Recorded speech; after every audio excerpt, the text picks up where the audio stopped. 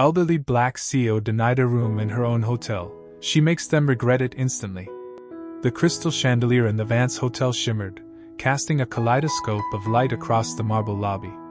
Fresh orchids perfumed the air, mingling with the subtle scent of beeswax from the polished mahogany reception desk. A liveried bellhop, seemingly sculpted from attentiveness, glided towards a guest, his smile as practiced as his bow. It was an opulent tableau, a far cry from the cramped Brooklyn apartment where Eleanor Vance had first dreamed of something more.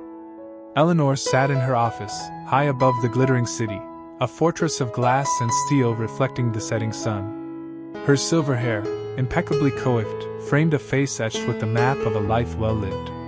At 83, her eyes still held the sharp glint of a hawk, missing nothing. She scanned the quarterly financial reports, her brow furrowed in concentration. Numbers danced across the page, each decimal point a testament to her vigilance. One slightly underperforming hotel in Scottsdale caught her attention. The guest satisfaction scores were down. She made a note to call the manager personally. Quality, she knew, was the cornerstone of the Vance legacy, the promise she made to every guest. The scent of lavender always brought her back. Back to the cramped office of Mr. Abernathy, a loan officer at First National Bank, 30 years ago. She'd arrived, armed with her business plan, meticulously researched and flawlessly presented. He hadn't even bothered to look up from his newspaper. "A hotel, Miss Vance?" he'd finally drawled, his tone dripping with condescension. "A colored woman running a hotel? I don't think so. Perhaps you'd be better suited to something more appropriate." The sting of his words still lingered, a phantom pain that fueled her even now. She remembered the humiliation, the feeling of being dismissed, reduced to nothing more than the color of her skin. But she also remembered the quiet fury that had bloomed within her, a determination as unyielding as steel. She left his office that day, not defeated, but galvanized. She'd find another way. She always did. Eleanor leaned back in her chair, her gaze drifting to the framed photograph on her desk. Her late husband, Charles, his smile warm and encouraging. He had believed in her, even when she doubted herself. He'd been her rock, her confidant, her partner in every sense of the word. Together, they had built this empire, brick by painstaking brick, overcoming obstacles that would have crushed a lesser spirit. Her intercom buzzed. "Ms. Vance, Mr. Sterling is here to see you. Send him in, please, Martha." David Sterling, her head of public relations, entered the office, his face etched with a mixture of concern and deference. He was a young man, eager to please, but Eleanor sensed a genuine anxiety beneath his polished exterior. "Ms. Vance," he began, his voice tight. "We have a situation in Charleston."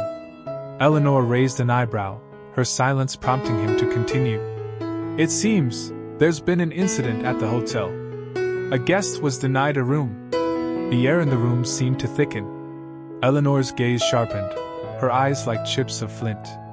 "Denied a room? On what grounds?" Sterling hesitated, his discomfort palpable. "Apparently, there was a misunderstanding. The night manager claims the room was overbooked." Eleanor's lips thinned. She had not built her life on misunderstandings. She built it on fairness, on justice, on a promise to provide exceptional service to every guest, regardless of their background. "I want a full report on my desk within the hour, Mr. Sterling," she said, her voice dangerously quiet. "And I want the manager of that hotel on the phone immediately. I want to know exactly what happened. And I want to know who was denied that room." A surprise inspection. Eleanor orchestrated the flight herself, a ghost in the digital machine. A burner email and a depleted prepaid card shielded her identity. "Evelyn Grant," she murmured to the reservations agent, her voice a carefully cultivated rasp. "One-way ticket to Palm Springs, tomorrow?" Naturally, non-refundable. The following morning, she forsook her usual power suit, opting instead for a simple, charcoal linen dress. Her silver hair, usually a carefully crafted statement, was scraped back into a severe, almost monastic bun, disappearing beneath the wide brim of a straw hat. Oversized sunglasses finalized the subterfuge. A shiver of exhilaration, A mischievous current long dormant bubbled within her, a feeling she hadn't felt so keenly since her honeymoon. Absurd, a woman of 83 indulging in cloak and dagger theatrics, yet the disquiet gnawing at her insides demanded action, not quarterly reports. Stepping off the plane, she was met by the desert's furnace breath. Palm Springs. Decades had passed since her last visit. Too long dormant. A cab conveyed her to the Vance.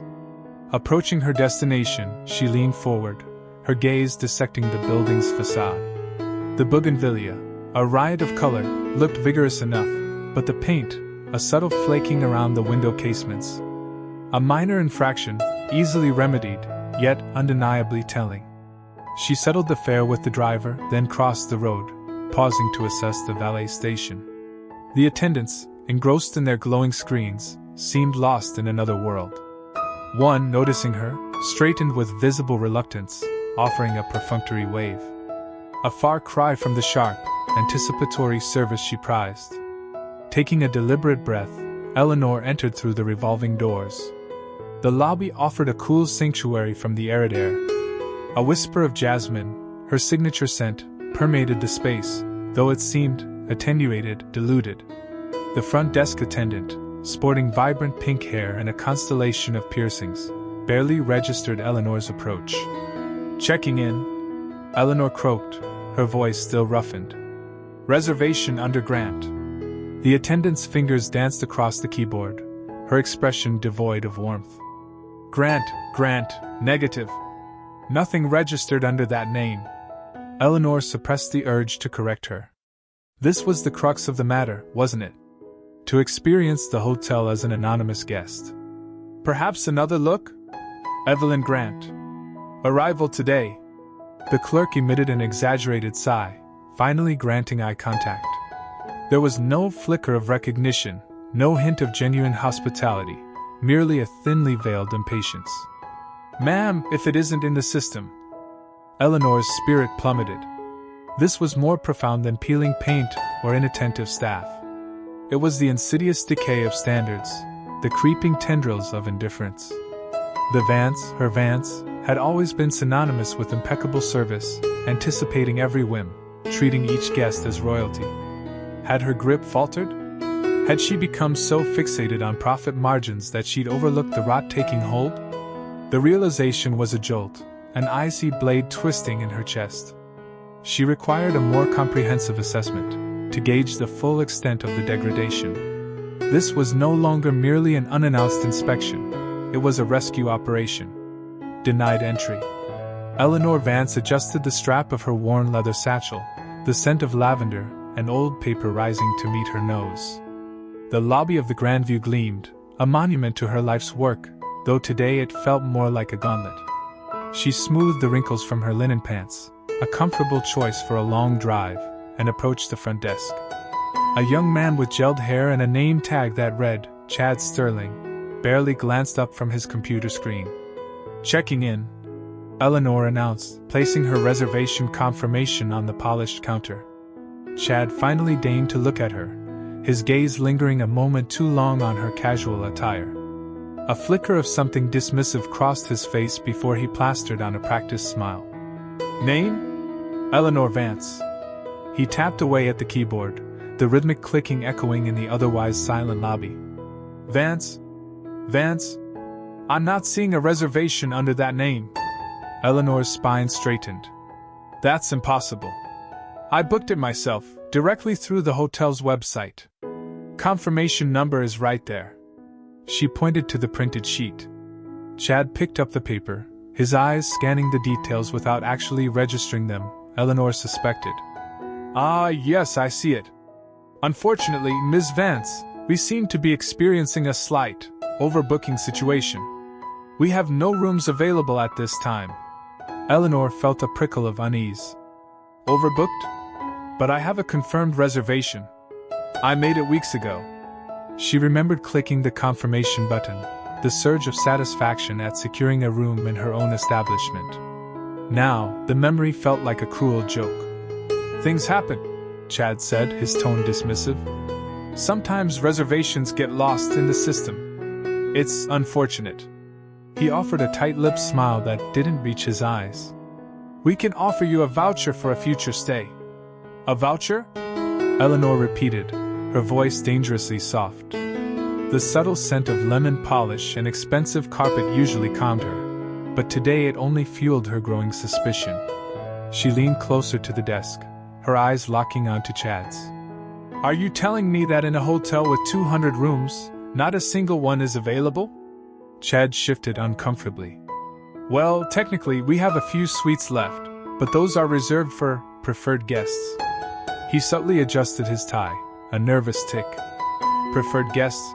Eleanor echoed, the words laced with irony. She could practically taste the lie on his tongue. "And I suppose an 83-year-old woman in linen pants doesn't qualify as preferred?" The color drained from Chad's face. He stammered, "That's not what I meant, Ms. Vance. It's just policy. We always prioritize our VIP clientele." Eleanor straightened, her eyes narrowed, and said, "I think you and I need to have a little talk about policy, Chad." The gauntlet had been thrown. The manager's disregard. "I'd like to speak to the manager," Eleanor stated, her voice even, but edged with steel. Chad, still leaning against the counter like he was auditioning for a rebellious teen drama, sighed theatrically. "Look, lady, I already told you." "I understand that," Eleanor interrupted, refusing to be derailed. "But I still wish to speak with the manager." She held his gaze, the silence stretching taut between them. The lobby, usually bustling, seemed to hold its breath. Even the tinkling piano music from the bar sounded muted, as if embarrassed to be playing during this standoff. Chad finally straightened, pushing himself off the counter with a grunt. "Fine. Whatever. Just don't expect miracles. He's gonna tell you the same thing I did." He disappeared through a door marked "Staff only," leaving Eleanor standing alone, the weight of the opulent lobby pressing down on her. A few minutes later, Chad reappeared, this time accompanied by a man who looked remarkably like an older, slightly balder version of himself. This had to be him. The manager. He even had the same aura of carefully cultivated indifference. "This is Mr. Sterling," Chad announced, gesturing with a flourish. He's the manager." Mr. Sterling, Chad Sterling, stepped forward, a thin smile plastered on his face. "Is there a problem, madam?" he asked, his voice smooth, but with an undercurrent of something that sounded suspiciously like boredom. "Yes, Mr. Sterling. There is. I have a reservation under the name Eleanor Vance. I was informed by your associate that there are no rooms available." "That's correct," Chad Sterling confirmed, crossing his arms. "We're fully booked. Big convention in town. Happens all the time." Eleanor raised an eyebrow. "Indeed. Conventions. How very profitable for the Grandview. Tell me, Mr. Sterling, are you familiar with the occupancy rates for this quarter? I believe the projections were quite optimistic." The manager's smile faltered, just for a fraction of a second, but Eleanor caught it. Chad, however, seemed oblivious, puffing out his chest. "Look, lady, I don't know what kind of game you're playing, but we don't have a room for you. Period. Maybe try the Motel 6 down the street. They might have something." Eleanor ignored him, her gaze fixed on the manager. "It's rather unfortunate, isn't it, when projections aren't met? Especially when one has promised certain returns to investors." She let the word hang in the air, watching the manager's face. A faint sheen of perspiration appeared on his forehead. "I assure you, madam," he said, his voice a little less smooth now, "we are doing everything we can to accommodate our guests. There must be some mistake." He glanced pointedly at Chad, who looked suddenly uncertain. "Let me see the reservation details again." He beckoned Chad towards the computer, his voice low and urgent. "Pull up the Vance reservation. Quickly." Eleanor stood firm, the faint scent of lilies from a nearby floral arrangement filling her senses. She could almost taste the subtle shift in the air, the palpable shift in power. The game, she realized, had just begun. Unveiling the truth. "I understand there may be a mix-up," Eleanor said, her voice still remarkably even despite the simmering frustration. "But I assure you, I booked a suite weeks ago. The name is Eleanor Vance." Chad Sterling, still smirking, ran a finger down the keyboard of his terminal. "Vance? Vance? Nope. Not seeing anything, ma'am. Must be a glitch in the system. Happens all the time." He didn't bother to meet her eye, focusing instead on buffing an already gleaming fingernail on his pristine white shirt. Eleanor took a slow, deliberate breath. The air in the Grandview lobby, usually a comforting blend of jasmine and polished wood, now felt thick and stifling. She planted her hands firmly on the cool marble countertop. "Chad, isn't it?" she said, reading his name tag. "Let me be perfectly clear. My name is Eleanor Vance, and I happen to be the CEO of the Vance Hotels. Every single one of them." The smirk vanished from Chad's face as if it had been erased by a swipe of a cloth. His eyes widened, darting between Eleanor and the screen, then back to Eleanor, as if trying to reconcile the elegant, self-assured woman before him with the image of a CEO he clearly hadn't anticipated. His jaw worked silently. A pen clattered to the floor behind him. A young woman in a similar uniform, her face pale, bent to retrieve it, but her eyes remained fixed on the unfolding drama. Another desk clerk, a man who usually greeted guests with an almost unsettling level of enthusiasm, froze mid-sentence, his smile twitching uncomfortably. Even the bellhop, usually a picture of stoic indifference, straightened up, his gaze sharpening with something akin to awe and apprehension. Chad stammered, "But there's no record. I would have known."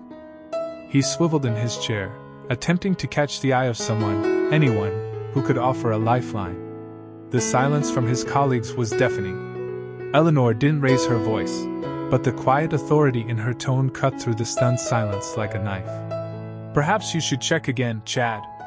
And this time, look under Vance Hotels, CEO personal reservation.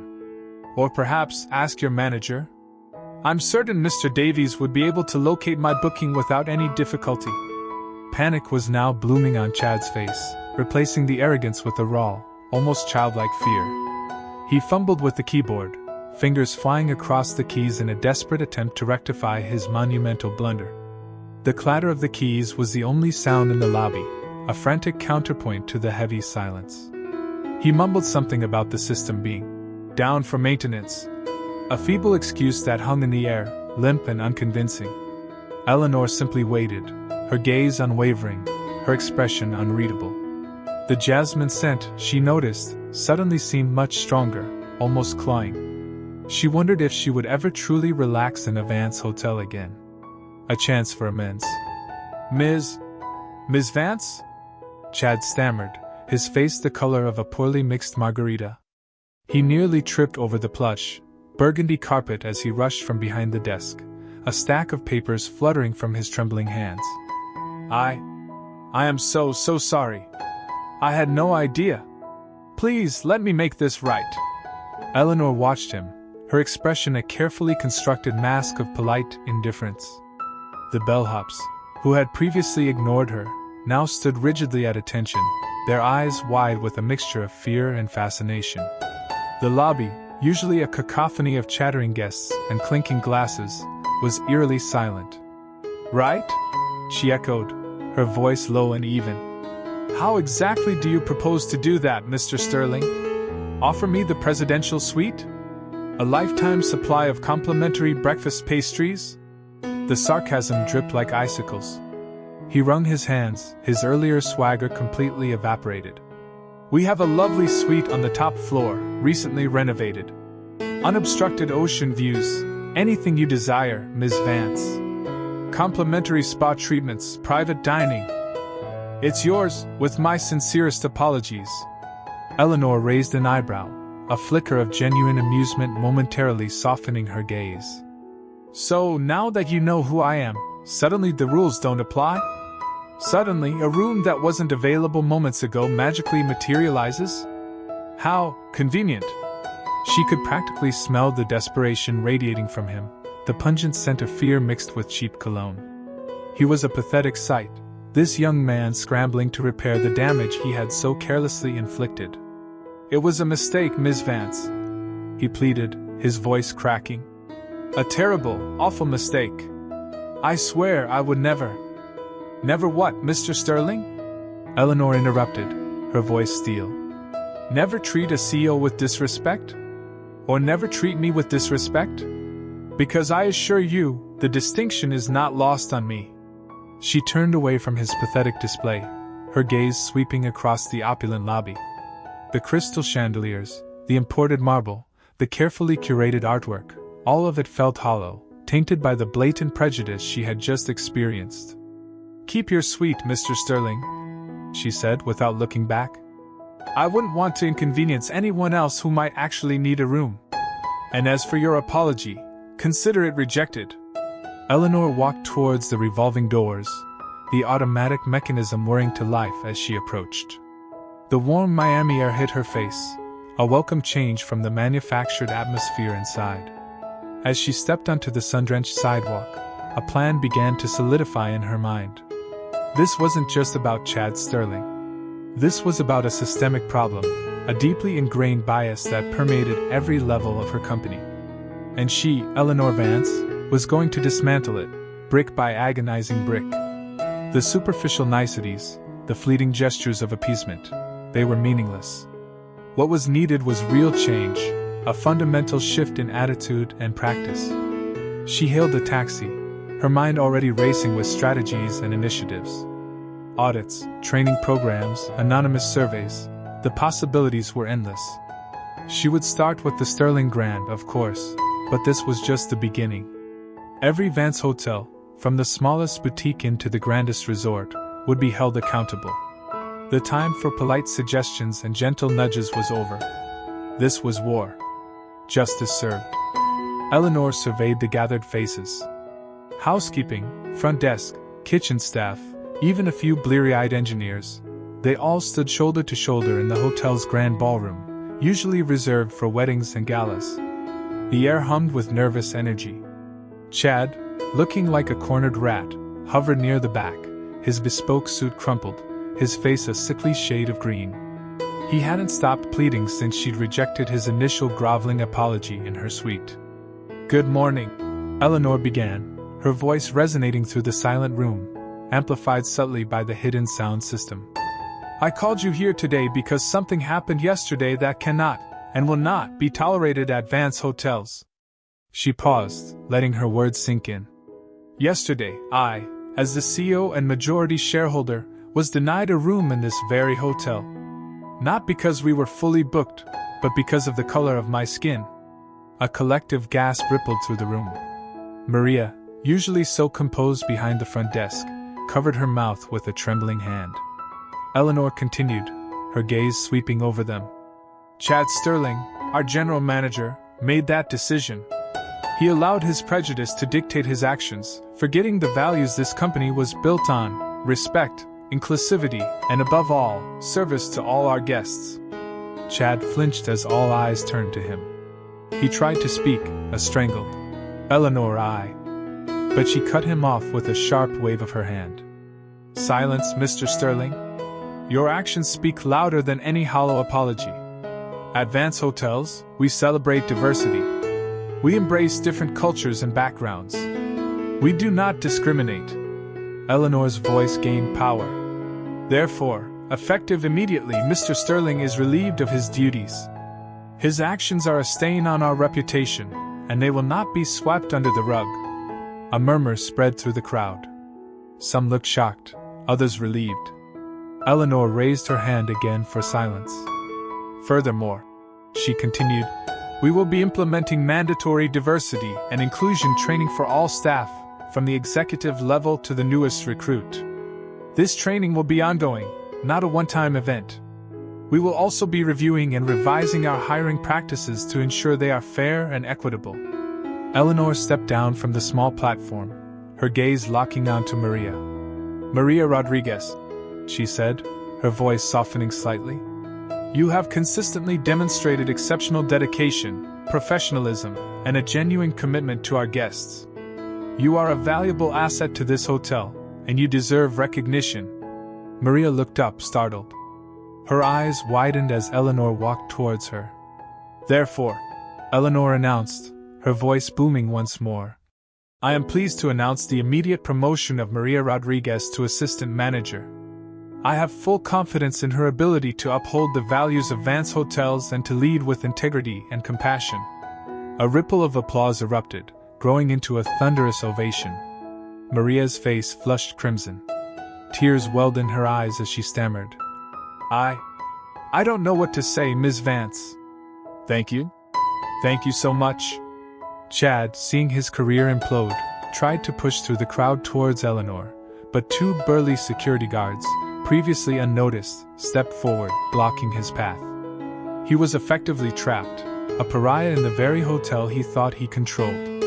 Eleanor smiled warmly at Maria, then turned back to the assembled staff. Let this be a lesson to us all, she said, her voice ringing with conviction. Justice may be delayed, but it is never denied. Now, let's get back to work and show the world what Vance Hotels truly stands for. Consequences and new beginnings. The slick plastic of the temporary desk chilled Chad's sweating palms. Gone. The Cherrywood Command Center, the vista, the quiet thrum of influence that had vibrated through his corner office. Now, a sardine in a metallic ocean of cubicles, he endured the drone of fluorescent lights, each buzz a tiny goad. The demotion memo, a crumpled indictment in his grip, screamed, Senior Sales Associate. A brand seared on his ego. Stripped of power. Utterly disgraced. He punched Eleanor's number again, the unanswered ringing a relentless echo of his desperation. He needed to make amends, to plead, to somehow undo the wreckage of recent weeks. His career, painstakingly erected, was now collapsing into a heap of rubble. He imagined Penelope's face, etched with disappointment. The hallmarks of their success, the country club, the private school, the Hamptons getaway, all dangling precariously. A sharp rap on the partition jolted him. Carol, a junior colleague whose default expression was thinly veiled contempt, loomed above. HR in 10. Car keys and access card, please. The words hit him like a physical blow, stealing the air from his lungs. This was it. This was rock bottom. Elsewhere, Eleanor Vance glided through the Vance Hotel's grand lobby, an aura of calm radiating around her. She paused by a family struggling with unwieldy luggage, her smile genuine as she intervened. Welcome to the Vance, she greeted them, her voice a soothing balm. Let me have someone assist you. In town for the jazz festival, perhaps? For the next hour, she moved among the guests, engaging in conversation, soliciting feedback, absorbing their impressions. A comment about the linen's texture. A suggestion for a hidden gem of a restaurant. Praise for the unparalleled service. Each observation received her full, unwavering attention, meticulously recorded in her small, leather-bound journal. Later, she found Maria, the newly appointed front desk supervisor, fidgeting with her tie in the break room. Maria, a moment of your time, Eleanor requested gently. They ambled through the bustling kitchen, a chaotic ballet of culinary activity. How are you settling into your new responsibilities? Eleanor inquired. Maria hesitated, her voice strained. It's a lot, Ms. Vance. I want to excel, but I feel overwhelmed. Eleanor halted, placing a comforting hand on Maria's arm. Lead with empathy, Maria. Envision yourself in the guest's position. Each interaction is a chance to brighten someone's day. And never hesitate to seek guidance. Learn from those around you. A spark of warmth flickered in her eyes. And Maria, remember our discussion about the impact of a handwritten note? Harness its power. Craft a personalized welcome. Make them feel valued. Eleanor resumed her stroll, leaving Maria imbued with a renewed sense of purpose. The kitchen, once a daunting maze of clanging cookware and commanding voices, suddenly seemed more inviting. The Vance Hotel wasn't merely an enterprise. It was a rich tapestry of human connection, and Maria was now an integral strand. Eleanor was proving that consequences could nurture opportunities for advancement, a philosophy far beyond simple punishment. A lasting legacy. Sunlight poured through the gleaming windows of the Vance Palm Springs, infusing the lobby with a vibrant energy. Gone was the forced formality. In its place, a chorus of delighted shrieks rose from children splashing in the reimagined pool, their parents basking on inviting loungers. A young couple, radiant with happiness, posed before a dazzling mural, a local artist's vibrant ode to the desert landscape. The restaurant hummed within, a lively mix of visitors and locals savoring a reimagined menu of southwestern flavors with a modern sensibility. Upstairs, in her temporary headquarters, Eleanor Vance studied the latest reports. The figures spoke volumes. Occupancy rates had skyrocketed. Customer feedback depicted a hotel reborn, lauded for its exemplary service and welcoming spirit. Rave reviews highlighted the affable staff, the thoughtful touches, and the genuine warmth of the atmosphere. A deep, contented smile touched Eleanor's face, etching fine lines around her eyes. This was more than righting a wrong. It was about forging something lasting, a reflection of her core beliefs. She picked up a handwritten note, penned by a member of the housekeeping team. It expressed gratitude for the revamped training programs, the equitable compensation, and the cultivation of a workplace where everyone felt respected and valued. "I've never worn this uniform with more pride," the note concluded. Eleanor tucked it carefully into her briefcase, a tactile reminder of the human impact of her efforts. Later, in the afternoon's waning light, Eleanor stood in the lobby, suitcase at her side.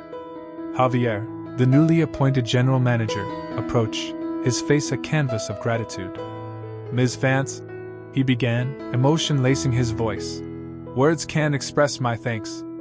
You've not just renovated the building, but transformed the very soul of this place." Eleanor rested a hand on his arm. "The credit is yours, Javier. You embraced this change, inspired the team, and nurtured this inviting environment." Her gaze swept across the energetic lobby. "My legacy isn't etched in bricks or balance sheets, Javier. It lies in the lives we touch and the values we champion. Ensure the Vance Palm Springs remains a beacon of inclusivity and unparalleled service." As the sun dipped below the horizon, painting the heavens in fiery hues, Eleanor Vance settled into the waiting car. Looking back, she saw the hotel bathed in a golden glow, a testament to the resilience of the human spirit and the enduring power of ethical leadership. The desert air, balmy and fragrant with jasmine, carried the faint music of joy. The Vance Palm Springs, once a monument to exclusion, now stood as a shining example of genuine hospitality. The bitterness of the past dissolved, replaced by a profound sense of fulfillment. Her task was complete.